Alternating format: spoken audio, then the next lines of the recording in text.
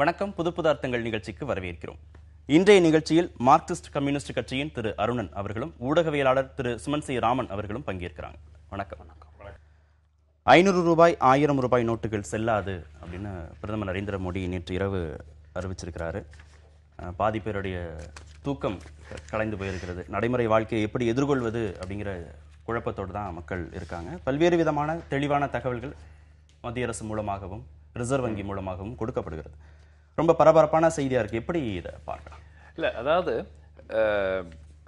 பல நாடுகளில் high denomination currencies, அதாவது அதிக மதிப்புள்ள ரூபாய் நோட்டுகளை, நோட்டுகளை, நாணயத்தை வந்து நம்ம சர்க்குலேஷன்லேருந்து எடுத்துட்டோம்னா பிளாக் மணி, ஹோர்டிங் இதெல்லாம் வந்து ஓரளவுக்கு கட்டுப்பாட்டுக்குள் கொண்டு வரலாம் அப்படிங்கிற அடிப்படையில் எடுக்கப்பட்டிருக்கிற அந்த நடவடிக்கை. இதில் ரெண்டு விஷயம் பிரதமர் சொன்னது வந்து கள்ள நோட்டு புழக்கம் 1, கருப்பு பணம் பதுக்கல் 2. கள்ள நோட்டு புழக்கம் எல்லாருமே வந்து ஏற்றுக்குவாங்க. ஹை டினாமினேஷன் கரன்சி வந்து நீங்கள் சர்க்குலேஷன்லேருந்து எடுத்துட்டீங்கன்னா கள்ள நோட்டு புழக்கத்தை வந்து நிச்சயமாக வந்து ஓரளவுக்கு கண்ட்ரோல் பண்ணலாம். கருப்பு பணம்ங்கிறது வந்து நம்ம பார்க்கும்போது கருப்பு பணம் என்பது எல்லாராலையும் வெறும் வந்து ரூபாய் நோட்டாக வைக்கப்படும் பணம் அல்ல. ரியல் எஸ்டேட்டில் போடப்பட்டிருக்கு, தங்கத்தில் போடப்பட்டிருக்கு, பாண்ட், ஷேர் மார்க்கெட்டில் இருக்கிற இந்த பி நோட்டுன்னு நம்ம சொல்லுவோம். பி நோட்டுங்கிறதுல இருக்கிற எஸ்டிமேட்டே வந்து பெரும்பாலானது வந்து மொரிஷியஸுக்கு போய் உள்ள வர பணம். ஸோ இதில் வந்து வியாபாரிகள் ஒரு சமுதாயத்து ஒரு செக்மெண்ட் ஆஃப் சொசைட்டியில் வந்து பதுக்கி வைத்திருக்கும் கருப்பு பணம் வைத்திருப்பவர்களுக்கு மிகப்பெரிய பாதிப்பு, மாற்று கருத்து இல்லை. ஆனால் இந்த நடவடிக்கை வந்து ஏற்கனவே 1978 ஒரு முறை எடுக்கப்பட்டிருக்கிறது. அதுக்கு முன்னாடி அதுக்கு 20 வருஷம் முன்னாடி ஒரு வாட்டி எடுக்கப்பட்டிருக்கிறது. ஒரு இமீடியட் டேர்ம், ஷார்ட் டேர்ம், அடுத்த 3 மாதம் 6 மாதம் ஓராண்டு காலத்திற்கு கருப்பு பணத்தில் நிச்சயமாக ஒரு இம்பாக்ட் இருக்கும். அந்த லாங் டேர்ம் வந்து அந்த சமயங்கள்ல ஏற்கனவே சொன்னீங்க இல்லையா, 78 அதுக்கு முன்னாடி இது மாதிரி ஒரே இரவு அப்படின்னு இருக்கா, இல்ல ஏதாவது கால அவகாசம் கொடுத்திருந்தாங்களா? இல்ல, அதாவது அப்பவும் வந்து எனக்கு 1978 பண்ணது வந்து டிமானிட்டைசேஷன் வந்து சடனா தான் பண்ணணும். டிமானிட்டைசேஷன் வந்து நீங்க ஒரு 2 வருஷத்துல நாங்க எடுத்துட போறோம் அப்படின்னு அறிவிச்சு பண்றது இல்ல. யூசுவலா உடனடியாக ஒரு கால கெடு கொடுத்து அது பண்றாங்க. ஏன்னா அப்படிதான் வந்து அந்த சர்ப்ரைஸ் எலிமெண்ட். அது கூட 1 நாள் 2 நாள் இதுல என்ன சிக்கல் அப்படின்னு பாத்தீங்கன்னா, இதுல வந்து வெறும் கருப்பு பணம் வைத்திருப்பவர்கள் மட்டும் பாதிக்கப்பட போறது இல்ல, இது எல்லா மக்களும் பாதிக்கப்பட போறாங்க. ஏன்னா இன்றைய சூழ்நிலையில 1978 100 ரூபாய் நோட்டு தான் இன்னைக்கு 1000 ரூபாய் நோட்டு. ஸோ உங்களுக்கு பணவீக்கம் ஏற்பட்டதுனால ஒரு 1000 ரூபாய் நோட்டோ 500 ரூபாய் நோட்டோ ஏதோ ஒரு பெரும் கருப்பு பணம் வைத்திருப்பவர்கள் மட்டும்தான் இருக்குங்கிறது கிடையாது. ஸோ எல்லா சாமானிய மக்களிடமும் 500 ரூபாய் நோட்டு, 500 ரூபாய் நோட்டுங்கிறது வந்து இன்னைக்கு பழைய காலத்துல இருந்து 50 ரூபாய் நோட்டு தான் இன்னைக்கு 500 ரூபாய் நோட்டு. ஸோ இதை வந்து வெறும் பணக்காரர்கள்ட்ட மட்டும் இருக்கிற ஒரு அம்சமா நம்ம பார்க்கறது வந்து முடியாது. ரெண்டாவது, இதை கால அவகாசம் இன்னும் அதிகமாக அளிக்கப்பட்டிருக்கலாம் நிச்சயமாக, அது வந்து ஒரு கருத்து. ரெண்டாவது வந்து இது லாங் டேர்ம், உடனடியாக அடுத்த இந்த மக்கள் வந்து கேஷா வச்சிருக்கிறவங்க மாட்டிக்க போறாங்க, அவங்களுக்கு பிரச்சனை ஏற்பட போகிறது. ஒரு சிறிய அளவில் இருக்கிறவங்க அந்த பேங்கிங் சிஸ்டம் மூலமா உள்ள கொண்டு வந்துருவாங்க, அது அக்கவுண்டட் ஆயிடும், அதுக்கு வரி கட்ட வேண்டும், அரசுக்கு அதெல்லாம் பெனிஃபிட். இல்ல, நம்ம அதை விரிவா பேசுவோம். நம்ம ஒரு சாரோட கருத்தை வாங்கிட்டு பேசுவோம். நீங்க இதை எப்படி பாக்குறீங்க? அதான் பொதுவா சுமன் சார் சொன்னதுதான், கள்ள நோட்டு புழக்கத்தை இது கண்டிப்பாக தடுக்கும். அதுவும் குறிப்பாக 500 ரூபா நோட்லையும் 1000 ரூபா நோட்லையும் கள்ள நோட்டு இருந்துச்சுன்னா கண்டிப்பாக அது வெளிப்படும். இப்போ இவங்க கொண்டு போய் டெபாசிட் பண்ணலாம், அவங்கவுங்க கணக்கில் இந்த பணத்தை போடலாம், 500 ரூபா 1000 ரூபா நோட்டு வச்சுருக்கிறவங்கன்னு தெளிவாக சொல்லியிருக்காங்க. இப்போ நாளை கொண்டு போய் போடுவாங்கன்னு வச்சுக்குவோம். போடும்போது இந்த கள்ள நோட்டை கண்டுபிடிச்சு அந்த நோட்டை வங்கிகள்லாம் ஏற்றுக்கொள்ளுமா அல்லது மறுத்துருமா? ஏற்றுக்கொண்டு அதற்கு வந்து அடுத்தாப்புல பணம் எடுக்கும்போது பணம் வந்துருமா என்கிற கேள்வி இருக்குது. ஏன்னா நிச்சயமாக பெரிய அளவுல வங்கிகள் எப்பவுமே ஏற்றுக்கொள்ள மாட்டாங்க. அப்ப என்ன சிக்கல் வரும்னா, இப்ப அரசாங்கமே ஏற்றுக்கொள்ளுது, பெரிய அளவுக்கு கள்ள நோட்டு புழக்கம் இருக்கு என்று பிரதமரும் சொன்னாரு, ரிசர்வ் வங்கி கவர்னரும் சொன்னாரு. இந்த கள்ள நோட்டு புழக்கத்துக்கு சாதாரண மக்களா பலியாகிறது. இப்ப இந்த பணத்தை பூரா கொண்டு போய் வங்கியில கட்டும்போது அவங்க நிராகரிப்பாங்கன்னா அவங்க பாடுபட்டு சம்பாதித்த பணத்தை இழக்கிறாங்கன்னு அர்த்தம். இல்ல, யாரோ நீங்க கொண்டு போய் கொடுக்குறீங்க அப்படின்னா அதுக்கு நீங்க வரி கட்டி அந்த பணத்தை நீங்க அக்கௌண்டபிளா மாத்த முடியும், அது ஒரு சிஸ்டம். கள்ள நோட்டுங்கிறது வந்து வெளிநாடுகள்ல இருந்து வந்து புழக்கத்துல இருக்கக்கூடிய இல்ல நான் வந்து அது நான் நல்ல விஷயமா தான் பாக்குறேன், கள்ள நோட்டு வெளிப்படுகிறது. பட் நான் என்ன சொல்ல வரேன்னா, சாதாரண மக்கள்கிட்ட அவர் சரியா சொன்னது போல அன்னைக்கு இருந்த 50 ரூபா தான் இன்னைக்கு 500 ரூபா, 1000 ரூபாயை கூட விடுங்க, இன்னைக்கு 500 ரூபாங்கிறது ரொம்ப சர்வசாதாரணமா விஷயமாயி போச்சு. இன்னைக்கு ஒரு ஹோட்டலுக்கு போனால் 120 ரூபா 130 ரூபாய் குறைச்சி ஒரு டிஃபன் சாப்பிட முடியாது. அப்போ 500 ரூபா தான் எடுத்துகிட்டு போகிறாங்க. எவ்வளோ பேர் ஆராய்ச்சி பண்ணி சரியாக இது கள்ள நோட்டு நல்ல நோட்டுன்னு கண்டுபிடிக்க முடியுமா? நடைமுறையில் கள்ள நோட்டும் புழக்கத்தில் இருக்குது. ஆனால் நான் என்ன சொல்ல வரேன், ஒரு சாதாரண ஒரு உழைப்பாளி அல்லது மத்தியதர வர்க்கம் அவங்க பாடுபட்டு சம்பாதிச்சதுக்குள்ள இது வந்து நுழையுது. இப்போ இந்த பணத்தை எல்லாம் கொண்டு போய் டெபாசிட் பண்ண போகும்போது இது கள்ள நோட்டு என கண்டுபிடிக்கிறது ஒரு நல்ல அம்சம். ஆனால் ஒரு சாதாரண ஆளு மாட்டிக்கொண்டு தன் பணத்தை இழக்க போகிறார். நான் இந்த யதார்த்தத்தை சொல்றேன், இது சரியா தவறா அங்கே ஏற்குமா ஏற்காதா தெரியாது. அது சம்பந்தமா ஒரு பொருளாதார நிபுணர் எழுதியிருக்கக்கூடிய கட்டுரையில அறியாமை அப்படிங்கறத நீங்க நியாயப்படுத்த முடியாது. சட்டத்துக்கு நான் ஒத்துக்கிறேன், அது சட்டத்துறையில சொல்றது. ignorance is not the ignorance of the law is not the excuse என சொல்லுவது என்பது சட்டத்துறையில சரி. ஆனா இங்க பெரிய அளவுக்கு இப்ப கள்ள நோட்டு சிக்க போகுது. இது ஒரு நல்ல அம்சம், நான் இல்லைன்னு சொல்லல. ஆனா சாமானிய மனிதன் மாட்டிக்க போறாங்க. இதுக்கு என்ன பண்றது இல்ல, முடிச்சிடறேன் ஒண்ணு. ஆனா அவர் சரியா சுட்டி காண்பித்தது போல இது கருப்பு பணத்தை எந்த அளவுக்கு வெளிப்படுத்தும். கருப்பு பணம் வெறும் 500 ரூபா 1000 ரூபா நோட்டா மட்டும் இல்லை. அவர் ஒரு பட்டியல் சொல்லிட்டார், நேரம் கருதி நான் மீண்டும் அதை ரிப்பீட் பண்ணல. அத்தோடு வெளிநாட்டு வங்கிகள்ல கொண்டு போய் வச்சிருக்காங்களே, அது என்ன ஆகும்? அந்த பணத்துக்கு இந்த 500 ரூபா 1000 ரூபா நோட்டை செல்லாது என அறிவிப்புக்கு ஒரு சம்பந்தமும் கிடையாது. அது ரொம்ப பத்திரமா அங்க இருக்க போகுது. மோடி அவர்கள் என்ன சொல்லி ஆட்சிக்கு வந்தாங்க? வெளிநாட்டு வங்கிகளில் இருக்கக்கூடிய இந்தியர்கள் கருப்பு பணத்தை கைப்பற்றி இந்தியாவில் ஒவ்வொருடைய வங்கி கணக்கில் ரூபாய் 15 லட்சம் போடுவேன் என சொல்லி வந்தார். அதற்கும் இதற்கும் சம்பந்தம் இல்லை. ஆகவே அது அப்படியேதான் பத்திரமாக இருக்க போகுது. இன்னொரு பெரிய கவலை என்னன்னா, சில செக்டர்ஸ், சில உதாரணத்துக்கு வந்து நம்ம பார்த்தோம்னா ரியல் எஸ்டேட் போன்ற செக்டர்ல வந்து பெரிய அளவுல பணப்புழக்கத்தோட ஓடிட்டு இருக்கிற செக்டர்ஸ், இப்போ அதை வந்து கட்டுப்பாட்டுக்குள் கொண்டு வர வேண்டும். எந்த விதமான மாற்று கருத்து இருக்க முடியாது. ஆனால் ஷார்ட் டேர்ம்ல பாத்தீங்கன்னா ஏற்கனவே ரியல் எஸ்டேட் மார்க்கெட் இந்தியா ஃபுல்லா பயங்கரமான அடி வாங்கி இருக்கு. இது வந்து பெரிய அளவுல கன்ஸ்ட்ரக்ஷன் ஆக்டிவிட்டியை ஒரு கிட்டத்தட்ட ஒரு ஸ்டாண்ட் ஸ்டில்லுக்கு கொண்டு வரக்கூடிய ஒரு நடவடிக்கை. அதனால என்ன ஆகும்னா, ஒரு சிக்னிபிகண்ட் அளவுக்கு வேலை வாய்ப்புகள் இழக்கக்கூடிய ஒரு சூழ்நிலை ஏற்படும். நிச்சயமாக அந்த ரியல் எஸ்டேட் கம்பெனியினுடைய முதலாளிகள் பாதிக்கப்படுவார்கள். ஆனால் அவர்களுக்காக வேலை செய்யும் ஊழியர்கள் வேலை இழந்து விடுவார்கள். அந்த பெரிய அளவில் ஒரு பாசிபிலிட்டி இருக்கு. ஸோ எக்கனாமிக் ஆக்டிவிட்டி அப்படின்னு சொல்றது வந்து பொருளாதார ஆக்டிவிட்டி நாட்டில் எந்த அளவுக்கு பாதிக்கும். ஏன்னா இது ரியல் எஸ்டேட் மட்டும் இல்லை, இப்போ ஜுவல்லரி போன்ற செக்டர்ஸ், இதுல வந்து கருப்பு பண புழக்கத்தை கட்டுப்பாட்டுக்குள் கொண்டு வர வேண்டும் என்ற மாற்று கருத்தே இருக்க முடியாது. ஆனால் ஷார்ட் டேர்ம் அடுத்த ஒரு ஓராண்டு காலத்திற்கு ஏற்கனவே வந்து இதெல்லாம் ஓரளவுக்கு பிரச்சனையில் சிக்கி கொண்டிருக்கிற செக்டர்ல இப்ப சில ரியல் எஸ்டேட் கம்பெனி மூடிட்டாங்கன்னா அந்த லேபர் தான் முதல்ல பாதிக்கப்படுவாங்க. சரி, முதலாளிக்கு அது ஒரு பாதிப்பு. அவரிடம் 100 கோடி சொத்து இருந்தாக்க இன்னைக்கு வந்து அது 70 கோடி ஆயிரும்னு வச்சுக்கோங்க. அவருக்கு ஒரு பெரிய பாதிப்பு, அவருக்கு ஒரு இழப்பு, அதெல்லாம் நீங்க செஞ்சிட்டீங்க. அந்த லேபருக்கு வேலை இல்லாம போறானே, அவனுக்கு யார் வேலை கொடுக்க போறாங்க? சோ எக்கனாமிக் ஆக்டிவிட்டி வேலை இல்லாம போயிடுவாங்கன்னா எங்க திருப்பி தொழிலே பண்ண மாட்டாங்க கார்த்திக். அதாவது நீங்க ஃபர்ஸ்ட் ஒன்னு பாருங்க, உங்களுக்கு உடனடியாக ஒரு பொருளாதாரம் இந்தியா மாதிரி ஒரு நாட்டில் வந்து கிட்டத்தட்ட 25% ஆஃப் ஜிடிபி வந்து பேரலல் எக்கானமியில ஓடிக்கிட்டு இருக்கு. ரைட்டா? கிட்டத்தட்ட 20% 25%. இதுல வந்து இதை வந்து நம்ம கட்டுப்பாட்டுக்குள் கொண்டு வர வேண்டும் என்று மாற்று கருத்து இல்லவே இல்லை. யாருக்கும் அதுல மாற்று கருத்து இருக்க முடியாது. ஆனால் அதை எவ்வாறு செய்து முடிப்பது? இப்போ நீங்க ஏற்கனவே இருக்கிற இந்த கருப்பு பணம் என்பது இப்ப நீங்க ஒரு காம்பனண்ட்டை தான் நீங்க அட்டாக் பண்றீங்க. கேஷாக ரூபாய் நோட்டுகளாக வைத்துக் கொண்டிருக்கிறோம் ஒரு பகுதியை வந்து நம்ம டேக்கிள் பண்றோம். பட் உங்களுக்கு ஷேர் மார்க்கெட்ல இருக்கிற ஒரு மிகப்பெரிய அளவுல இருக்கிற பணமே வந்து கருப்பு பணம் தான். சோ அதை வந்து நம்ம நடவடிக்கை எடுக்கல. ரியல் எஸ்டேட் மூலமா சேர்க்கப்பட்டிருக்கிற கருப்பு பணத்து மேல என்ன நடவடிக்கை எடுத்திருக்கிறோம்? பிளஸ் திரு பேராசிரியர் அருணன் சொன்னது போல வெளிநாட்டில் வைத்திருக்கிற பணத்து மேல என்ன நடவடிக்கை? ஸோ இப்போ நம்ம ஸ்கேம் எல்லாம் சமீப காலத்தில் பார்த்தோம் இல்லையா?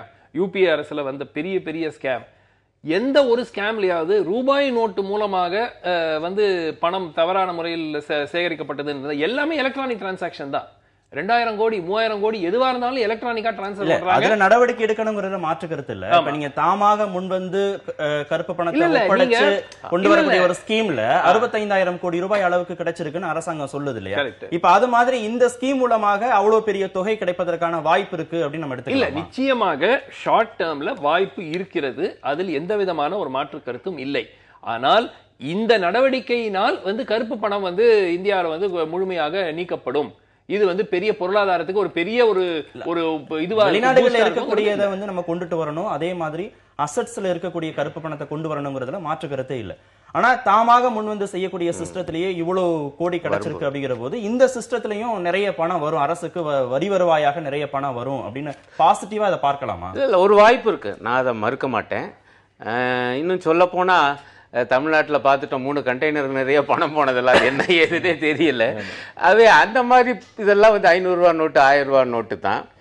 நிச்சயமாக தேர்தல்களில் பணப்புழக்கத்தை எல்லாம் வந்து இப்போ உடனடியாக கட்டுப்படுத்தக்கூடிய வாய்ப்பெல்லாம் இருக்குது. சுமன் சாரும் ஒப்புக்கொண்டது போல் கையில் வந்து ரொக்கமாக அதுவும் 500 ரூபா 1000 ரூபாயை அடுக்கி வச்சிருக்கிறவங்க, அந்த கருப்பு பணத்தை பதுக்கி வச்சவங்களுக்கு நிச்சயமாக இது ஒரு மிகப்பெரிய பாதிப்பை இழப்பை ஏற்படுத்தும்.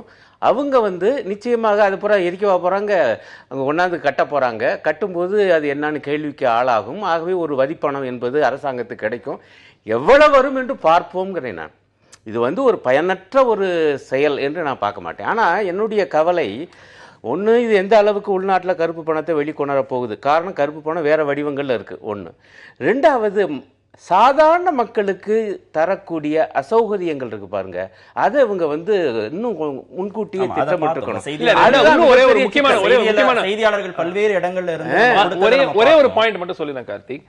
இந்த 500 ரூபாய் 1000 ரூபாய் நோட்டு வந்து பிரிண்ட்ல இருந்து எடுத்துறாங்க, அதுக்கு பதிலா 100 ரூபாய் நோட்டை இன்ட்ரோடியூஸ் பண்ணணும். ஏன்னா நமக்கு மக்களுக்கு கரன்சி தேவை இல்லையா?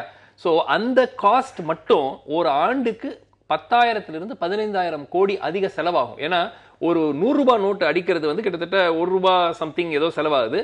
ஆனா 1000 ரூபாய் நோட்டு அடிக்கிறது 2 ரூபாய் சம்திங் தான் செலவாகுது. சோ உங்களுக்கு அந்த டிஃபரன்ஸ் வந்து ரொம்ப கம்மி.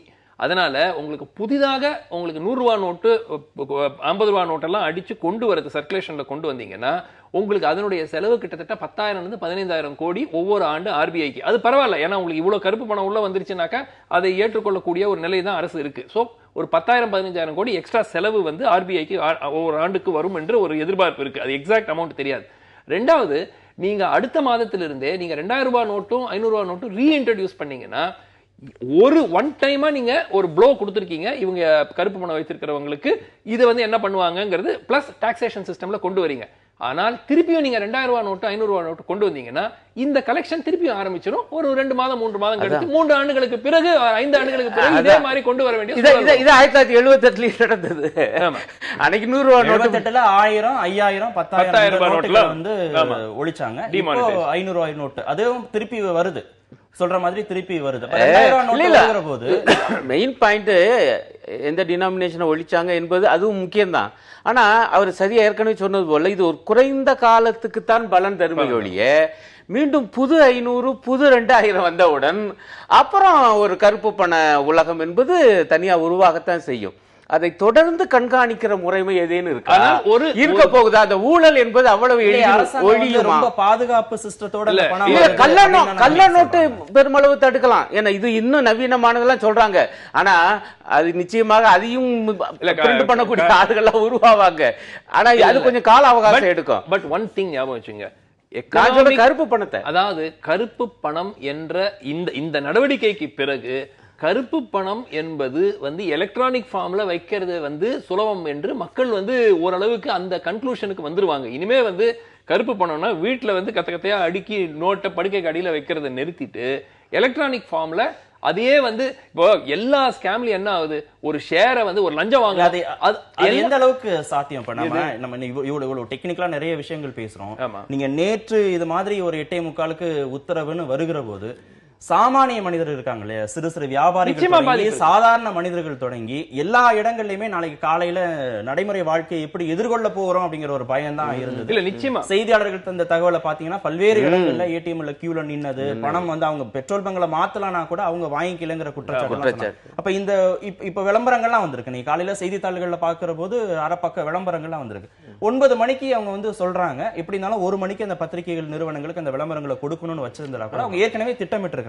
இப்போ ஒரு கூடுதல் கால அவகாசம் கொடுத்திருந்து இந்த மாதிரி ஒரு பேனிக் சிச்சுவேஷனை உருவாக்காம இருந்திருக்கலாம்னு புரிஞ்சுக்கலாம். நிச்சயமா, அதாவது நிச்சயமாக என்னுடைய பர்சனல் ஒப்பீனியன் வந்து மார்ச் 31, 2017 இந்த நோட்டுகள் ஃபேஸ் அவுட் ஆயிருக்கும்னு சொல்லியிருந்தாக்க ஏப்ரல் 1ஆம் தேதியிலிருந்து நியூ ஃபைனான்சியல் இயர், அந்த நியூ ஃபைனான்சியல் இயர்ல இந்த நோட்டு செல்லாதுன்னு சொல்லியிருந்தா கூட நிச்சயமாக சரி, கருப்பு பணம் இருக்கிறவர்கள் உங்களுக்கு 100 ரூபாய் நோட்டு உங்களுக்கு சர்க்குலேஷன்ல குறைந்த அளவுல இருக்கும் பொழுது எப்படி என்ன பண்ணுவாங்க வந்து கொடுத்துதானே ஆகணும், அவங்களுக்கு வேற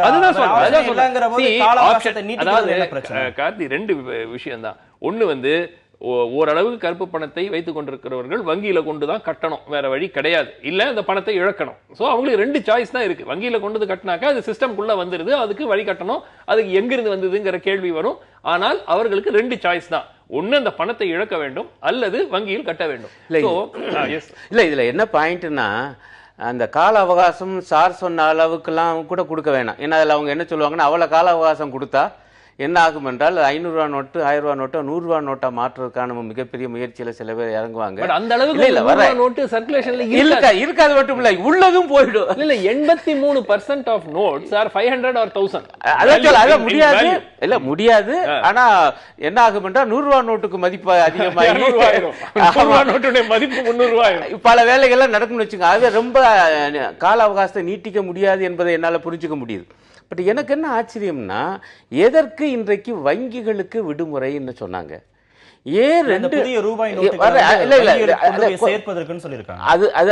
அதுதான் நடக்க போகுதா, அதுக்குள்ள நடக்குமாங்கிறத இப்ப எனக்குள்ள பிரச்சனை. இப்ப இந்த 2 நாட்கள் ஏடிஎம் இயங்காதுன்னு சொல்லியிருக்காங்க. இன்றைக்கு வங்கிகள் எல்லாம் மூடப்பட்டிருக்குன்னு சொல்லியிருக்காங்க. மக்களுக்கு என்ன புரியல? ஏன்னா தயவு செஞ்சு அவங்க விளக்கணும். பொதுமக்களுக்குத்தான் வங்கிகள் இயங்காதே ஒழிய அங்கு வேலைகள் நடக்குமா? இந்த ஏடிஎம்ல இந்த வந்து புதிய 500 ரூபாய், புதிய 2000, குறிப்பாக தேவைப்படுகிற 100 ரூபாய் 50 ரூபாய், ஏன்னா கொண்டு போய் பெட்ரோல் பங்க்ல கொண்டு போய் 500 ரூபாய் நீட்டினா அவங்க 400 ரூபாய்க்கு போட சொன்னா 100 ரூபாய் இல்ல, 450 ரூபாய்க்கு போட சொன்னா 50 ரூபாய் இல்ல. இல்ல இருந்தாலும் இப்ப கொடுத்துட்டா நாளைக்கு என்ன பண்றது? அவங்க என்ன சொல்லியிருக்காங்க, நீங்க 500 ரூபாய்க்கு போடுங்க. வங்கிகளுடைய செயல்பாடுகள் ஏதாவது உங்களுக்கு சந்தேகம் இருக்கா? ஏன் இந்த இன்னைக்கு வங்கி எனக்கு வேற சந்தேகம் ஒண்ணு இல்ல. அவங்க தயவு செய்து அரசாங்கம் விளக்கணும். இந்த 1 நாள் விடுமுறை 2 நாள் ஏடிஎம்னா ஒரு நல்ல நோக்கத்துக்காகத்தானா என்றால் அது என்ன நோக்கம் என்பதை அரசு தெளிவாக விளக்கலை என்பது என்னுடைய கவலை. 2 செய்தியை இப்ப தொலைக்காட்சியில பார்க்க முடிஞ்சது. ஒண்ணு, விழுப்புரம் உளுந்தூர்பேட்டை அந்த தேசிய நெடுஞ்சாலையில சுங்கச்சாவடியில 500 ரூபாய் நோட்டுகளை ஓட்டுநர்கள் கொடுத்ததுனால சில்லறை கொடுக்க முடியாதுங்கிறதுனால அந்த வாகனங்களை இலவசமாக பயணிக்க அனுமதிக்கிறாங்க. இன்னொன்னு, கோயம்பேடு சந்தையில வியாபாரிகள் வந்து 500 ரூபாய் நோட்டு 1000 ரூபாய் நோட்டை வாங்க மறுக்கிறதுனால பொதுமக்களுக்கும் சின்ன சின்ன வியாபாரிகளுக்கும் சிரமம். அப்படின்னு இப்ப எப்படி மனிதாபிமான அடிப்படையில எல்லாராலையும் போய் அதை மாத்திக்க முடியும், அந்த பணத்தை எந்த விதமான சிரமமும் இல்லை அப்படிங்கிற அடிப்படையில சின்ன கடையிலையோ பெரிய கடைகள்லயோ அந்த நோட்டுகளை வாங்கணும் அப்படின்னு பொதுமக்கள் புரிஞ்சுக்கலாமா? இதை எப்படி எடுத்துக்கிறது? இல்ல, இவங்களே வந்து அரசே வந்து சில இடங்கள்ல அடுத்த 2 நாட்களுக்கு அந்த எக்ஸம்ஷன் கொடுத்திருக்கிறாங்க. அரசு மருத்துவமனைகள்ல, எண்ணெய் நிறுவனங்கள் நடத்தும் பெட்ரோல் பம்புகள்ல இதெல்லாம் வந்து 500 ரூபாய் நோட்டு 1000 ரூபாய் நோட்டு தொடர்ந்து இன்னும் 2 நாட்களுக்கு வாங்கிக் கொள்ள அனுமதிக்கப்பட்ட இடங்கள்லயே எல்லா இடங்களையும் வாங்குவாங்க. இடங்கள்ல அவரால முடியும், ஒரு டீ கடைக்காரர் வந்து தன்னால முடியும் அந்த பணத்தை போய் மாத்திக்க முடியும்னு இன்னைக்கு காலை உணவை வரக்கூடிய அந்த மனிதாபிமானம் கொடுக்கணுமா கொடுக்க கூடாது? இதுல என்னன்னா, நிச்சயமா வந்து மக்கள் வந்து ஓரளவுக்கு அண்டர்ஸ்டாண்டிங்கோட ஒரு 2 நோட்டோ 3 நோட்டோ அவரவருடைய கெப்பாசிட்டி பொறுத்த வரைக்கும் அவங்க மனிதாபிமான அடிப்படையில வாங்குறதுக்கு தயாரா இருப்பாங்க. ஏன்னா நாளைக்கு எப்படி இருந்தாலும் இன்னும் 50 நாள் இருக்கு. 50 நாளுக்குள்ள நீங்க வங்கியில போய் அந்த பழைய நோட்டை கொடுத்து புது நோட்டை வாங்கி, அதுக்கு உச்சவரம்பு கிடையாது.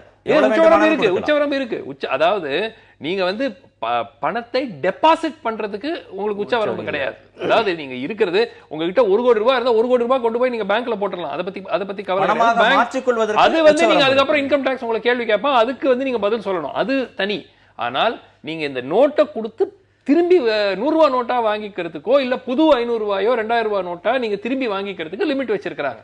சோ நீங்க பணத்தை கொண்டு போய் வங்கியில் செலுத்துவதற்கு எந்த விதமான உச்சவரம்பு கிடையாது. சோ ஒரு கருப்பு பணத்தையே வச்சிருக்காங்கன்னு வச்சுக்கோங்க, அவங்க கொண்டு போய் பேங்க்ல அவங்க அக்கௌண்ட்ல அவங்க ஐடி ப்ரூஃபை காட்டி அவங்க கட்டிடலாம். சோ நாளைக்கு அவங்க எங்கிருந்து வந்ததுங்கிற கேள்வி வரும், இன்கம் டாக்ஸுக்கு அவங்க பதில் சொல்லணும். ஆனால் இன்றைய சூழ்நிலையில அந்த பணம் வந்து வீணா போகாது, அவங்க அக்கௌண்ட்ல அது கிரெடிட் ஆயிடும். ரெண்டாவது, இந்த பணத்தை நீங்கள் வங்கியில் கொண்டு போய் கொடுத்து அதுக்கு பதிலாக கேட்கும் போது அதுக்கு உச்சவரம்பு வச்சிருக்காங்க. அதுக்கப்புறம் ஒரு 25ஆம் தேதிக்கு பிறகு அந்த உச்சவரம்பை கொஞ்சம் ரிலாக்ஸ் பண்ணுவோம். ஏன்னா முதல் நாள் ரொம்ப பேனிக் இருக்கும். நாளைக்கெல்லாம் வங்கிகள் திறந்தவுடன் ஒவ்வொரு வங்கியிலும் பிரம்மாண்ட கியூ இருக்கும் போது அதுக்கு தனி கவுண்டர் வைக்கிறேன்னு வேற சொல்லி இருக்கிறாங்க. சோ அடுத்த 2, 3, 4, 5 நாட்களுக்கு நிச்சயமா வந்து ஒரு பேனிக் சிச்சுவேஷன் மாதிரி இருக்கும். அது வந்து போக போக அது குறையும் பொழுது மக்களுக்கே புரியும், சரி பரவாயில்ல நம்ம பேங்க்ல நீ காலியா தான் இருக்கு, போய் எக்ஸ்சேஞ்ச் பண்ணிட்டு வரலாம் அப்படிங்கிற அந்த சிச்சுவேஷன் வரும்போது இது கொஞ்சம் ஈஸி ஆகும். சுங்கச்சாவடியில கட்டணம் வசூலிக்காம ஒரு வாகனத்தை அனுமதிக்கிறதுக்கும், கோயம்பேடு சந்தையில நான் வந்து காசு இல்லைன்னு சொல்லி அந்த காய்கறிகளை கொடுக்காம இருக்கிறதுக்கோ உணவை மறுக்கிறதுக்கோ இருக்கக்கூடிய வித்தியாசங்கிறது ரொம்ப பெரிய அளவுல இருக்கு. இந்த சமயத்துல மக்கள் என்ன மாதிரியான ஒரு முடிவை எடுக்கணும் அப்படின்னு இல்லை, இதில் வந்து ஒரு நல்ல நோக்கத்துக்குன்னு சொல்லி நேற்று பிரதமர் பேசினார். ஆனால் பேசும்போது அவர் ஒரு வாக்கியத்தை சொன்னார். அது என்னன்னா, இன்று நள்ளிரவு முதல் இந்த 500 ரூபா நோட்டும் 1000 ரூபா நோட்டு வெறும் வெற்றுத்தாள்னு ரொம்ப உற்சாகமாக உச்ச ஸ்தாயில் அறிவித்தார். இப்போ நீங்கள் ஒரு கேள்வி கேட்டீங்க, 500 ரூபா 1000 ரூபா நோட்டை கொண்டு போய் அவங்கவுங்க வங்கி கணக்கில் போட்டுக்கலாம், அதுக்கு இவ்வளவு நாட்கள் இருக்குது, ஆகவே பசின்னு வந்து என் கையில் 500 ரூபா தான் இருக்குது, இதோ 60 ரூபாய்க்கு சாப்பிட்டுட்டேன், ஆகவே இந்த 500 ரூபாயை வச்சுக்கங்கன்னு சொல்லி கொடுத்தா வாங்குவாரான்னு கேட்டீங்க. அந்த மாதிரி வாங்கணுங்கிற உணர்வை பிரதமருடைய உரை ஏற்படுத்தலை. அவர் எப்படி பேசுகிறாருன்னா, அவ்வளோதான், இது வெறும் வெற்றுத்தாளுங்கிறாரு. அப்போ சாதாரண ஒரு சிறு வியாபாரி, ஒரு சின்ன டீ கடைக்காரு, ஹோட்டல் நடத்துகிறவர் எப்படி, அதனால தான் கோயம்பேட்டில் காய்கறி கடைக்காரங்க வாங்கலை. ஆகவே அதுக்கான வாய்ப்பு ரொம்ப குறைவு. சுமன் சார் ரொம்ப தெளிவாக சுட்டி காண்பித்தது போல் நாளை காலை அனைவரும் என்ன செய்ய போகிறாங்கன்னா, வங்கியில் போய் ஒரு பக்கம் பணத்தை போடணும் அவங்கவுங்க வங்கி கணக்கில், இன்னொரு புறம் 2000 ரூபாயாவது 100 ரூபாயாக 50 ரூபாயாக கிடைக்குமா என்று அங்கே போய் நிற்க போகிறாங்க. அப்படின்னா தான் அவங்க நாளைக்கு நாளை கழிச்சு இன்னும் கொஞ்சம் சுமூகமாக, இன்னைக்கு நிலைமை ரொம்ப சிக்கல் தாங்க, கையில் 100 ரூபா 50 ரூபா நோட்டு இருந்தால் தான் சின்ன செலவுகள் செய்ய முடியலாட்டி ஒன்றுமே நடக்காது. இப்போ அப்படி 50 ரூபா 100 ரூபா வச்சிருக்கவங்களும் தங்களுக்கு தேவைன்னு தான் நினைப்பாங்களே தவிர அடுத்த இல்லை முடிச்சதே. ஆகவே இந்த சிரமங்கள்லாம் இருக்குது. டிசம்பர் மாதம் வரைக்கும் தாண்டி மார்ச் மாதம் 31ஆம் தேதி வரைக்கும் கூட இன்னும் கூடுதல் கால அவகாசம் நீட்டிக்கப்பட்டிருக்கு. மாத்திக்க முடியல, வங்கிகளை பண்ண முடியாது, ஆர்பிஐ கவுண்டர்கள் நியமிக்க. இன்னொரு விஷயம் வந்து என்ன ஆகுதுன்னா, இப்ப பாருங்க இவங்க திடீர்னு அறிவிச்சுட்டாங்க இன்னைக்கு வங்கி கிடையாது, நாளைக்கு கூடுதல் கவுண்டர்கள் போடப்படுங்கிறாங்க. கூடுதல் கவுண்டர்கள் போடுவீங்க, கூடுதல் ஆட்கள் போட முடியுமா வங்கிகள்ல திடீர்னு?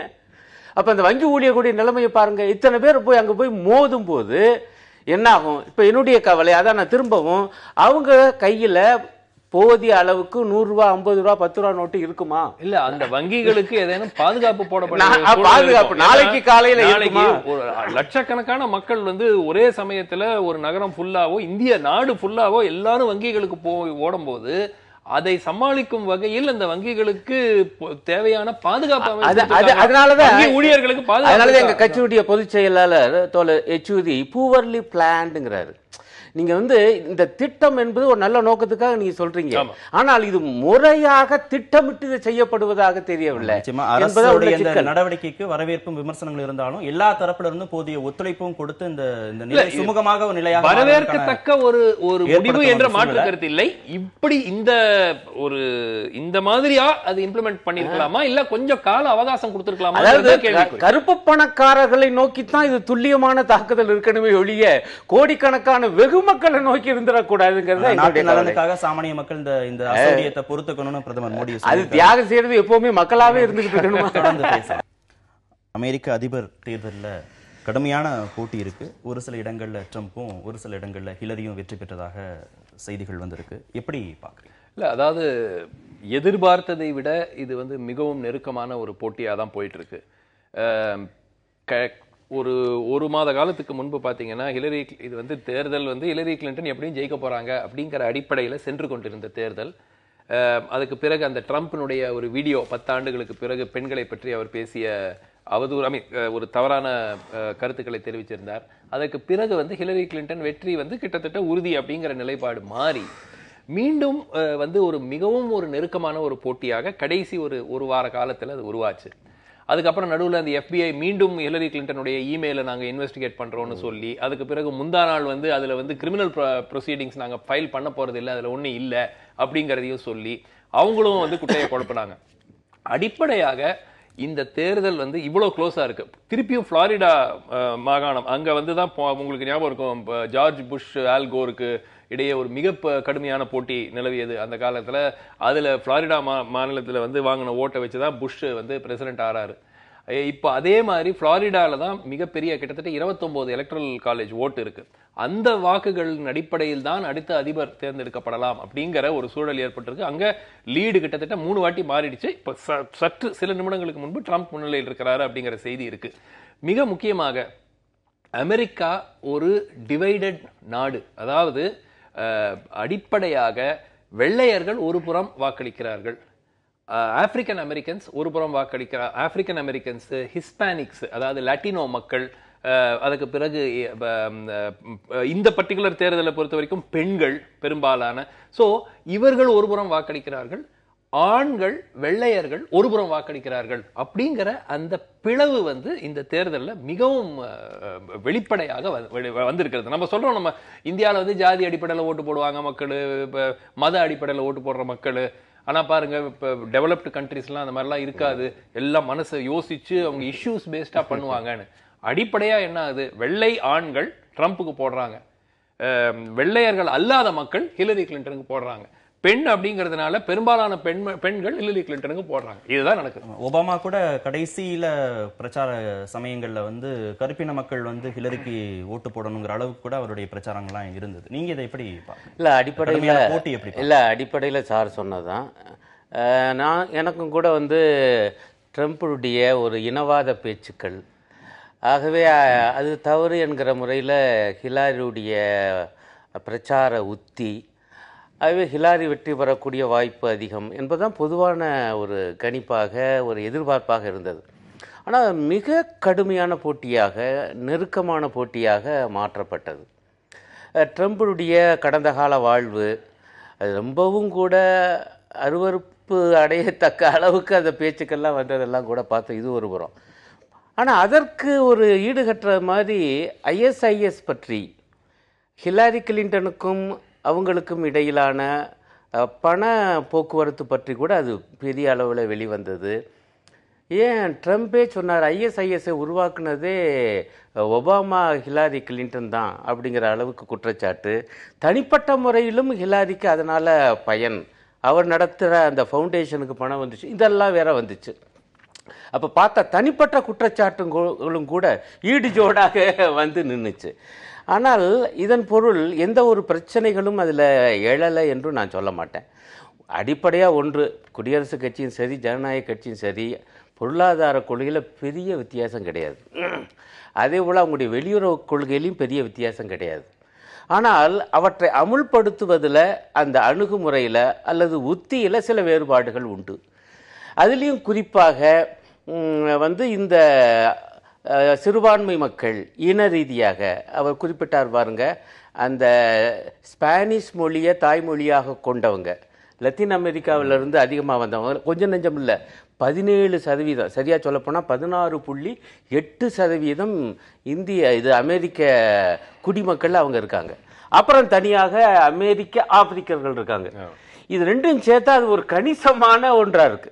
அவங்க எல்லாரும் ட்ரம்ப் மீது மிகுந்த கோபமாக இருப்பதாக பத்திரிகையில் வருது. அவர் என்ன பேசிட்டாருன்னா, இவங்களை பற்றிலாம் ஒரு மோசமான பார்வை, அமெரிக்க பொருளாதாரம் சீரழிஞ்சதுக்கே இவங்க தான் காரணம், இந்த சிறுபான்மை இன மக்கள் இன்னும் சொல்லப்போனால் கிட்டத்தட்ட கிரிமினல்ங்கிற மாதிரி அவங்கள பற்றிலாம் பேசி, நான் முடிச்சதே அப்படியெல்லாம் கூட பேசி, இதில் அவங்களுடைய வாக்குகள் எல்லாம் திரண்டு ஹிலாரிக்கு விழுந்தால் ட்ரம்புடைய தோல்வி உறுதி என பொதுவாக. ஆனால் என்ன சிக்கல்னா, அமெரிக்காவில் அது பொதுவாக தேர்தல் வந்து செவ்வாய்க்கிழமை தான் நடக்கும். அவங்களுக்கு விடுமுறை கிடையாது. இந்த இப்போ நம்ம நாட்டில் விடுமுறை விடுறாங்கல்ல, அப்படி விடுமுறையெல்லாம் விடப்படுறது இல்லையா? வேலைக்கு போயிட்டு ஓய்வு நேரத்தில் போய் வாக்களிக்கணும். ஆனால் கொஞ்சம் முதல் நாளே முன்னாடியே கூட வாக்களிக்கலாம்ன்றலாம் காலத்துக்கு முன்னாடி கூட வாக்களிக்கலாங்கிற ஒரு வசதி இருந்தாலும் அன்றைக்கு விடுமுறை எல்லாம் கிடையாது. ஆகவே பத்திரிகையில் என்ன செய்தி வருதென்றால், இந்த ஏழைப்பாளைகளாக இருக்கக்கூடிய இந்த மக்கள் அவங்க இந்த சிறுபான்மை இன மக்கள் வாக்களிப்பாங்களா? அவங்க வாக்களிக்கிற சதவீதம் எப்பவுமே குறைவா இருக்குது. இந்த முறை வேண்டுமானால் சிறிது கூடலாம். அப்ப இது எல்லாம் சேர்ந்துதான் இந்த நெருக்கமான போட்டியை உருவாக்கி இல்ல. அதாவது கவலை கழிக்கிற விஷயம் அப்படின்னு பாத்தீங்கன்னா, ட்ரம்ப்பினுடைய ஆதரவாளர்கள் என்று பார்த்தீர்கள் என்றால் படிக்காத மக்கள், அதாவது வெள்ளை இனத்தை சேர்ந்த படிக்காத அன்எஜுகேட்டட் ஒயிட்ஸ்லயே படித்த மக்கள்னு பாத்தீங்கன்னா பெரும்பாலும் ஹிலரி கிளின்டனுக்கு ஓட் போடுறாங்க.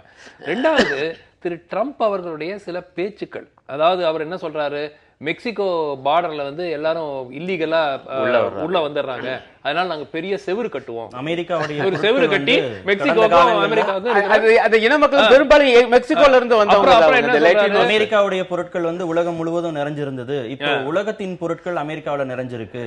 இங்க குடியேறியவர்களுடைய வேலை வாய்ப்பு எல்லாம் இவங்க இங்க இருக்கக்கூடிய வேலை வாய்ப்பை குடியேறியவர்கள் பறிச்சுட்டாங்க. இந்த மாதிரியான விமர்சனங்கள் அவருக்கு கூடுதல் ஆதரவை பெற்றது. அதனாலதான் உலக ரீதியாகவே ஹிலரி கிளின்டன் வெற்றி பெற்றால் more of the same, business as usual, Obama ஆட்சி என்ன நடந்துட்டு இருந்தோ அதே கிட்டத்தட்ட தொடரும் அப்படிங்கிற ஒரு எதிர்பார்ப்பு தான் ஹிலரி கிளின்டன் வெற்றி பெற்றால் உலக ரீதியாக அவ்வாறு தான் அது நோக்கப்படும். அது ஷேர் மார்க்கெட்டாக இருந்தாலும் சரி, எதுவாக இருந்தாலும் சரி, ஹிலரி கிளின்டன் வெற்றி பெறுவதுதான் அவர்கள் வரவேற்பார்கள். ஏன்னா அவங்க 20 வருஷமா பார்க்கிறோம், Hillary Clinton secretary of state, வெளியுறவு அமைச்சராக இருந்திருக்கிறாங்க. எந்த விதமான ஒரு பெரிய ஒரு மாறுதல் வருவதற்கான வாய்ப்பில்லை. ட்ரம்ப் வெற்றி பெற்றால் என்ன நடக்கும்னு யாருக்குமே தெரியாது. சோ அவர் சொன்ன பேச்சுக்களை எல்லாம் அது சும்மா எலெக்ஷன் பேச்சுன்னு எடுத்துக்கிறதா, இல்ல நிஜமாவே அவர் உதாரணத்துக்கு சொல்லி இருக்கிறாரு. இல்ல, ஹிலரி படிப்படியாக தன்னுடைய அரசியல் வாழ்க்கையில முன்னேறி இந்த இடத்துக்கு வந்திருக்கிறாங்க. அரசியல் பின்னணியே இல்லாத ஒரு ட்ரம்ப் உள்ள வர்றாரு. அப்ப அவர் மீது வைக்கக்கூடிய நம்பிக்கையை ஏன் படிப்படியாக மிக முக்கியமான பொறுப்புகள் இருக்கக்கூடிய ஹிலரி மீது மக்கள் வைக்கல? அதுதான், அதாவது ஹிலரி கிளின்டனுக்கு ஏற்பட்ட மிகப்பெரிய இந்த சிக்கல், இந்த இமெயில் அவங்க 33,000 இமெயில அழிச்சிட்டாங்க, அதுக்கப்புறம் அவங்க ஆர்டர் கொடுத்து அதை கொண்டு போய் கொடுக்கல அப்படிங்கிற ஒரு மிகப்பெரிய குற்றச்சாட்டு வச்சிருந்தாங்க. ரெண்டாவது, இந்த கிளின்டன் ஃபவுண்டேஷன் பல அமைப்புகளிலிருந்து பணம் வாங்கினாங்க. அந்த பணத்தை வாங்கி கொண்டு இவர்கள் அவங்க வெளியுறவுத்துறை அமைச்சராக இருக்கும் போது அவரை சந்திப்பதற்கான வாய்ப்புகள், அவர் யார் பணம் கொடுத்தாங்களோ அவங்களுக்கு வழங்கப்பட்டது. சோ அந்த மாதிரி குற்றச்சாட்டுகள் நிறைய இருந்தது. ட்ரம்ப் வெளியாளு, அவர் எந்த விதமான ஒரு பொறுப்பிலே அரசு பொறுப்பில் இல்லாத ஒரு நபர் அமெரிக்க ஜனாதிபதி தேர்தலில் இந்த அளவுக்கு பெர்ஃபார்ம் பண்றாருங்கிறது அமெரிக்காவில் அவங்களுக்கு அந்த பொலிட்டிக்கல் சிஸ்டம் மேல அவங்களுக்கு இருக்கிற ஒரு கோபத்தின் காரணமாக தான் இருக்கும். இல்ல, இதுல ஒரு பாயிண்ட், இந்த ரெண்டு பேரையுமே முன்னிறுத்தி இருப்பது அமெரிக்காவில் இருக்கக்கூடிய, இன்னும் சொல்ல போனா பன்னாட்டில் இருக்கக்கூடிய மிகப்பெரிய பகாசுர கோடீஸ்வரர்கள் மற்றும் கோடீஸ்வர கம்பெனிகள். இப்போ இன்றைக்கு கூட தமிழ் இந்துல அந்த செய்தியை போட்டிருக்காங்க. அதில் நீங்கள் பார்த்தீங்கன்னா இந்த ரெண்டு வேட்பாளர்களுக்குமே பல கம்பெனிகள், பல பெரிய கோடீஸ்வரர்கள் நிதி கொடுத்துருக்காங்க. அப்புறம் என்ன ஆகுதுன்னா, இவங்க ரெண்டு பேர்ல யார் வந்தாலும் பெரிய அளவுக்கு பிரச்சனை இல்லை. ஆனால் இந்த இனவாதம் என்பது வந்தால் நல்லதா கெட்டதா என்ற ஒரு விவாதம் 30 மடங்கு அதிகமாக நிதி உதவி பாத்தீங்கன்னா பெரும்பாலான அதிக கார்ப்பரேட் ஃபண்டிங் ஹிலரி கிளின்டனுக்கு தான் கிடைச்சிருக்கு. ட்ரம்ப் அதே ஒவ்வொரு கேம்பெயின் ஸ்பீச்லயும் அவர் சொல்றாரு, அந்த அம்மா எவ்வளவு செலவழிச்சிருக்காங்க, அதுல நான் 10% கூட நான் செலவு மடங்கு அதிகம் சொல்றது ரொம்ப அதிகமா தான் தெரியும். இல்ல அது அந்த புள்ளி விவரங்கள் எந்த அளவுக்குங்கிறது உண்மையாங்கிறது பார்க்கணும். பட் நான் சொல்ல வர்றது, ரெண்டு பேரையும் அந்த நாட்டுடைய அரசியல் நம்ம புரிந்து கொள்ளணும். இந்த பெரிய கம்பெனிகளுடைய ஆதரவு இல்லாம இந்த அளவுக்கு ஒரு நெருக்கமான போட்டியை உருவாக்கவே முடியாது. ஒண்ணு சாதாரண கட்சி அல்ல குடியரசு கட்சியும். அவங்க ஏன் ட்ரம்பை கொண்டு போய் நிப்பாட்டுறாங்க? இது வரைக்கும் ஒரு அரசியல் பெரிய பின்புலம் இல்லாதவரை அப்ப யாரு நிறுத்துறது? அவங்க அவங்களுடைய விருப்பத்தின் மீறிதான் அவர் வந்திருக்கிறாரு. ரிபப்ளிகன் பார்ட்டி தொடர்ந்து கடைசி நிமிஷம் வரைக்கும் ட்ரம்ப் வரக்கூடாது. இல்ல நான் கொஞ்சம் என்ன பேச விடுக்கு, வரக்கூடாதுன்னு நினைச்சு ஆனா எப்படி வர்றாரு? அதனால அவருக்கு பின்னாடியும் இந்த மிகப்பெரிய பன்னாட்டு நிறுவனங்கள் தான் இருக்குது. நீங்க சொல்வது போல கூடுதல் ஆதரவு ஹிலாரிக்கு இருக்கலாம். நான் சொல்ல வர விஷயம் என்னன்னா, அடிப்படையில் ரெண்டு பேருமே மிகப்பெரிய எங்களுடைய மார்க்சிய சொல்லாடல்ல சொல்ல போனா அங்க இருக்கக்கூடிய ஆளு வர்க்கங்களுடைய பிரதிநிதிகள் தான். இதுல இருக்கக்கூடிய ஒரு வித்தியாசம், அவர் சொல்வது போல ட்ரம்ப் முன்வைக்கக்கூடிய அந்த ட்ரம்ப் கார்டு ஆகிய இனவாதம் அது கவலை அளிக்கக்கூடியது. இவங்க மிகப்பெரிய ஜனநாயக நாடுன்னு சொல்றாங்க. இந்தியா போன்ற நாட்டுல வந்து சாதி மதம் வந்து வேலை செய்து அரசியல்ங்கிறாங்க. அங்க பார்த்தா இனவாதம் வந்து இன்றைக்கு தீவிரமா வேலை செய்யுது. இது என்ன நியாயம் என்கிற பிரச்சனை என்பது வருது. பாப்போம் என்ன ஆகுது. பெருநிறுவனங்கள் வந்து இருவருக்கும் சப்போர்ட் பண்றாங்கன்னு சொல்றோம். ரஷ்யா மேல ஹிலரி கடுமையான குற்றச்சாட்டு. இரண்டாம் உலக போருக்கு பிறகு ஒரு அதிபர், அமெரிக்க அதிபர் வேட்பாளரை ஒரு நாடு இந்த அளவுக்கு வந்து வெளிப்படையா பேக் பண்றதோ இல்ல ட்ரம்பே வந்து புட்டின் பத்தி பேசுறதோ கடுமையான சர்ச்சைக்கு உள்ளாக்கி இருக்கு. இந்த ஜியோ பாலிடிக்ஸ் நம்ம எப்படி இல்ல, அதாவது தொடர்ந்து பாத்தீங்கன்னா ஹிலரி கிளின்டன் இஸ் எஸ்டாப்ளிஷ்மெண்ட் உடைய கேண்டிடேட். அதனால அவர்கள் எதெல்லாம் சரி என்ற எதெல்லாம் கரெக்டா பொலிட்டிக்கலி கரெக்டா இருக்கோ அதெல்லாம் சொல்லுவாங்க. அதனால எந்த விதமான ஒரு இது கிடையாது. இவர் வந்து இவருடைய பேச்சை எவ்வாறு நாம் பார்ப்பது? இவர் சொல்றதெல்லாம் வந்து அவர் செய்ய போறாரா இல்ல வெறும் தேர்தலுக்கு? அதுதான் மிகப்பெரிய கவலை. ரஷ்யாவை வந்து அவங்க பேக் பண்றது வந்து ரஷ்யாவை வந்து சிரியால எடுத்திருக்கிற ஒபாமாவுடைய நிலையை அதற்கு ஹிலரி கிளின்டனும் ஒரு பொறுப்பு என வெளியுறவுத்துறை அமைச்சராக ஒரு காலகட்டத்தில் இருந்தாங்க. அதை வந்து வெளிப்படையாக கொண்டு வந்து அவரை தாக்குறார். இப்ப ரஷ்யா வந்து அமெரிக்காவினுடைய எதிர் சைட்ல இருக்குது. சிரியாவை பொறுத்த வரைக்கும் பஷர் அல் அசாதுக்கு ஆதரவு கொடுத்திருக்கிறாங்க ரஷ்யா. இல்லாட்டி பஷர் அல் அசாத் இதுக்குள்ள எப்போ அவருக்கு அதை முடிஞ்சிருக்கும். அதை வந்து அந்த ஆட்சியை தக்க வைத்துக் கொண்டிருக்கிறது ரஷ்யா. அதை சிரியால அமெரிக்கா எடுத்த நிலைப்பாடு தவறு. அதற்கு காரணம் ஹிலரி கிளின்டன். அந்த அடிப்படையில் இவர் ஒரு பாயிண்ட் ஸ்கோர் பண்றதுக்காக இவர் ரஷ்யாவுடைய ஆதரவாக புட்டினுக்கு ஆதரவாக தொடர்ந்து பேசுறார். ஆனா அவர் டிபிக்கலா அவர் பேசுற பேச்சே வந்து தடாலடி பேச்சு.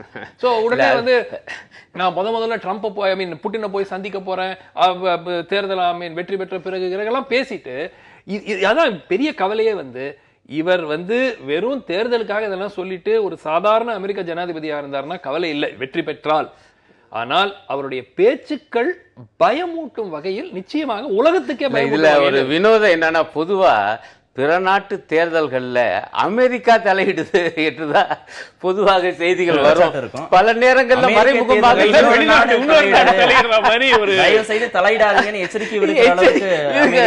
அளவுக்கு போயிருக்கு. அவர் சொன்னது போல சிரியா வச்சுதான் இந்த விவகாரம் நிகழ்ச்சியோட இறுதி நிமிடங்கள்ல இருக்கும். உலக பொருளாதாரத்தை தீர்மானிக்கக்கூடிய இடத்துல அமெரிக்கா இருக்கு அப்படிங்கிற போது நம்ம இந்தியாவுக்கும் அமெரிக்காவான உறவு அப்படின்லாம் பார்க்கிற போது ட்ரம்ப் வந்தா என்ன மாதிரியான விளைவுகள் உறவுகள் மேம்படும் எடுத்துக்கலாம். அதே மாதிரி ஹிலரி வந்தா எப்படி எடுத்து இல்ல, ஹிலரி வந்தாக்க பெரிய அளவுல ஒன்னும் மாறுதல் இருக்கும் என்று எதிர்பார்க்க முடியாது. ஒபாமா ஆட்சியினுடைய ஒரு தொடர்ச்சியாகத்தான் நம்ம அது வந்து நம்ம பார்க்கணும். ஒரு டிராமாட்டிக்கா ஒரு பாலிசி ஷிஃப்ட் ஆகும் அப்படிங்கிறதுக்கு நிச்சயமா எந்த ஒரு முகாந்திரமும் இல்லை. ஏற்கனவே அமெரிக்கா இந்தியா நியூக்ளியர் சப்ளையர்ஸ் குரூப்ல மெம்பர் ஆகிறதுக்கான ஆதரவு அவங்க ஏற்கனவே தெரிவிச்சிருக்கிறாங்க. அதை வந்து அவர்கள் தொடர்ந்து வலியுறுத்தக்கூடிய வாய்ப்பு இருக்கிறது. அதே சமயத்தில் இந்த பொருளாதார ரிலேஷன்ஷிப், ஏன்னா இந்தியாவும் அமெரிக்காவும் முன்பு காலகட்டத்தை விட கடைசி ஒரு 10-15 ஆண்டு காலமாக மிக நெருங்கிய நண்பர்களாகி ஆச்சு. அதுல பெரும் மாறுதல் இருக்கும் என்று எனக்கு எதிர்பார்ப்பு இல்லை. ஹிலரி கிளின்டன் ஜெயிச்சா. ட்ரம்ப் வெற்றி பெற்றால் என்ன நடக்கும்னு யாருக்குமே தெரியாது. இல்லை, இதில் நான் சொல்ல வேண்டிய விஷயம், அமெரிக்க பொருளாதாரத்தில் இப்போது ஒரு வினோதமான ஒரு நெருக்கடி என்பது உருவாகி இருக்கு. 2008 ஆமா, நெருக்கடி. ஏன்னா அவங்களுக்கு இப்ப வந்து சீனா மிகப்பெரிய போட்டியாளராக வந்திருக்குது. அப்ப இந்த சூழல்ல இன்னும் சொல்ல போனா ஐரோப்பிய யூனியன் கூட போட்டியாளராக வர முயற்சி பண்ணிட்டு இருக்குது. ஒரு வகையான மும்முனை போட்டி. இன்னும் சொல்ல போனா 4 முனை போட்டின்னு கூட சொல்லி இப்ப ரஷ்யாவும் கூட மீண்டும் எழுந்து வருகிறது. இன்னும் சொல்ல போனா பிரிக்ஸ் நாடுகள் ஒட்டுமொத்தமா நீங்க பாத்தீங்கன்னா அமெரிக்காவுக்கு எதிராக வந்து நிற்கக்கூடிய ஒரு நிலைமை எல்லாம் இருக்கு. இந்த சூழலை உணர்ந்து அதற்கு ஏற்ற ஒரு பொருளாதார மாற்றங்களை செய்வதற்கு பதிலாக ட்ரம்ப் வந்து என்ன பண்றாருன்னா, நம்ம நாட்டில் மாதிரி இங்க மதவாதத்தை பயன்படுத்துற மாதிரி அவர் இனவாதத்தை பயன்படுத்த முயற்சி செய்கிறார். 2 பேருக்கு அடிப்படை கொள்கை ஒன்றுதான். பிரச்சனை வந்து முறையாக தீர்க்காம ஏதேனும் ஒரு சாக்கு போக்கு சொல்லி அவங்க கடத்தி விட பார்க்குறாங்க. ஆனால் இந்தியாவை பொறுத்தவரை ட்ரம்புடைய இனவாதம் நமக்கு நேரடியாக பாதிப்பை உருவாக்கக்கூடியது. அவர் வந்தால் என்ன செய்ய போகிறார் என்று உத்தரவாதம் இல்லைதான். ஆனால் அவருடைய பேச்சு, அவருடைய துணி வந்து என்னவா இருக்கின்றால், பழியை எல்லாம் அமெரிக்க அல்லாதவர்கள் அமெரிக்காவில் இருந்து கொண்டு அமெரிக்காவுடைய வேலை வாய்ப்பை பறித்து கொண்டிருக்காங்க என்று பழி சுமத்துகிறாரே, அது இந்தியர்களை நேரடியாக பாதிக்கும். ஒரு பெரிய ஒரு எதிர்பார்ப்பு என்னன்னா, ட்ரம்ப் வெற்றி பெற்றாலும் என்ன சொல்றாங்கன்னா, அவருக்கு ஆட்சி பொறுப்பில் எந்த விதமான ஒரு அனுபவம் இல்லை. அங்க இருக்கிற அதிகாரிகள் அவரை எப்படி நியூட்ரலைஸ் பண்றது, அவர் என்ன சொன்னாலும் அதுல ஏதாவது ஒரு அவர்களுக்கு பெரிய அளவுல அமெரிக்கன் பாலிசி பாதிக்காத அளவிற்கு அவர்கள் பார்த்து கொள்ளக்கூடிய ஒரு சூழல் இருக்கிறது அப்படிங்கிறாங்க. சோ இவர் விருப்பப்பட்டாலும் இவர் பேசுறதெல்லாம் வந்து செய்ய முடியுமா அப்படிங்கிறது கேள்விக்குறி. சோ பெரிய அளவுல இந்திய அமெரிக்க ரிலேஷன்ஷிப்ல பாதிப்பு யார் ஜெயிச்சாலும் வரதுக்கு வாய்ப்பு இல்லை அப்படிங்கறதா என்னுடைய கருத்து. நிகழ்ச்சியில் பங்கேற்ற இருவருக்கும் மிக்க நன்றி. மீண்டும் சந்திப்போம். நன்றி, வணக்கம்.